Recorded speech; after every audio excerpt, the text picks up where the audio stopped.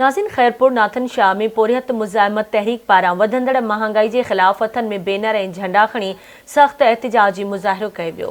उन हवाले से ॾिसूं था शेर गारेही जी रिपोर्ट। खैरपुर नाथन शाह में वधंदड़ महांगाई आवाम की चेल चिबी करे छड़ी। हथरादू वधंदड़ महांगाई खिलाफ़ पुरहत मुज़ाहिमत तहरीक के अॻवाननि पारां हथन में प्ले कार्ड ऐं झंडा खणी सिटी प्रेस क्लब अॻियां सख़्त एहतिजाजी मुज़ाहिरो कयो वियो। मुज़ाहिरे में शहर के सियासी समाजी ऐं शहरियनि वॾे अंग में शिरकत कई।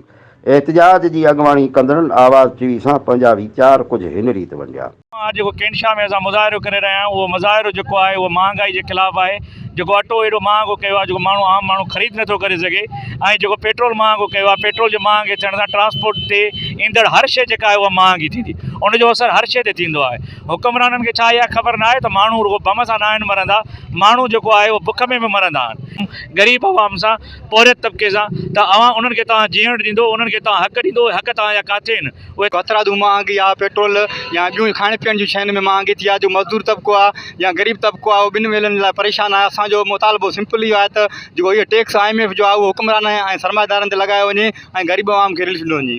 जेको पेट्रोल चढ़ियो आहे, पेट्रोल अचण सां यकदम जेके डेली जेकी खाइण वारियूं कुझु शयूं इन ते महांगियूं थियूं ऐं डेली कमाइण वारो माण्हू जेको मज़दूर तबिको आहे ख़ासि करे उहो तमामु वॾो मुतासिर थियो आहे। ऐं हिन हुकूमत हिम्मत अहिड़ी हालत करे छॾी आहे जो माण्हू न जी थो सघे न मरी थो सघे। हिन कल्ह 2 ॾींहंनि जे अंदरि कैंट शाह ताल जे अंदरि 3 ख़ुदकशियूं थियूं। पुरहत मुज़ाहिमत तहरीक जे प्लेटफॉर्म ते एहतिजाजी मुज़ाहिरो करे रहिया आहियूं नाथन शाह में थी रहियो आहे, जंहिंजो मक़सदु ऐं मुतालबो इहो आहे त ग़रीब आवाम जे मथां जेके हथरादू महांगाई जा पहाड़ किराया पिया वञनि उहे हटाया वञनि। हिननि जो चवणु हुयो त महांगाई ग़रीब मिसकिन माण्हुनि खां मानी बि खसे वरिती आहे, जंहिं सबबु ग़रीब पंहिंजे बचनि खे हिकु वेले जी मानी बि नथा खाराए सघनि।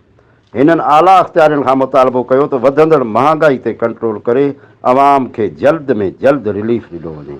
कैमरामैन हमीद गोज़ाई सां गॾु शेर गाॾी, आवाज़ TV news, Khairpur Nathan Shah.